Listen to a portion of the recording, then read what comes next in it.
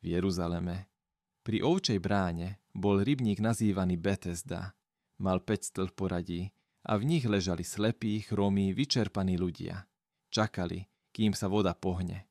Verili, že kto do nej vstúpi ako prvý, bude uzdravený. Ale táto nádej bola krutá.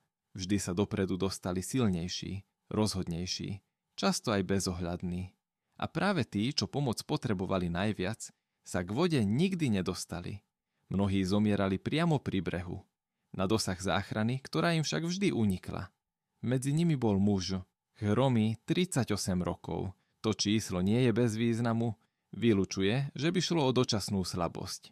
Bol to život v bezmocnosti, ktorý sa už zdal nezvratný. Jedného dňa k rybníku prišiel Ježiš. Videl množstvo chorých, ktorí všetku nádej vložili do legendy o vode. Jeho pohľad sa zastavil na najbiednejšom prípade. Prišiel k mužovi, ktorý tam ležal celé 10 ročia a položil mu otázku. Chceš byť zdravý? Na prvý pohľad zvláštna otázka. Veď kto by nechcel? Veď muž tam čakal 38 rokov. Ale Ježiš sa nepýtal preto, aby zistil odpoveď. On vedel, že túžba po uzdravení je v jeho srdci. Tá otázka mala iný cieľ, odvrátiť jeho pohľad od vody a upriamiť ho na Krista. A tu je ten najdôležitejší moment. Ježiš muža neodniesol do vody, nezorganizoval mu miesto v rade, ani ho nepodoprel, aby tam skočil ako prvý. Prečo? Pretože uzdravenie neprichádza z vody. Ľudia verili v legendu. Ale Ježiš chcel, aby muž prestal dúfať v uzdravujúcu hladinu a aby začal veriť v neho. On je ten, kto uzdravuje, nie voda. Muž odpovedal so smútkom. Pane, nemám človeka, ktorý by ma vložil do rybníka, keď sa voda pohne. Vždy ma niekto predbehne. To je obraz celej ľudskej bezmocnosti. Čakať na pomoc, ktorá nikdy nepríde. A vtedy zaznelo Ježišovo slovo. Vstaň, vezmi si lôžko a choď. Muž mohol váhať. Mohol povedať, Pane, najprv ma uzdrav a potom ťa poslúchnem. Ale on uveril slovám, rozhodol sa poslúchnuť hneď a práve v poslušnosti dostal silu. Každý nerv ožil.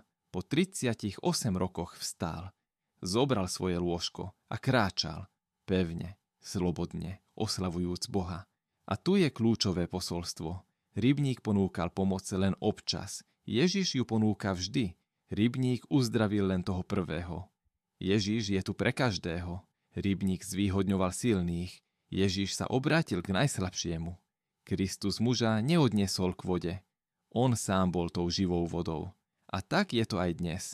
Naše duše sú často ochromené hriechom, slabosťou a sklamaním.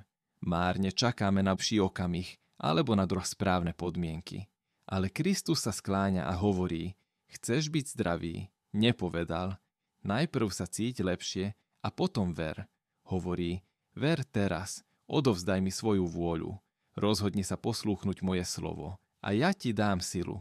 Nikdy si nemyslíte, že Kristus je ďaleko, on je vždy blízko. Jeho láska vás obklopuje. Nechce, aby ste iba čakali pri vode.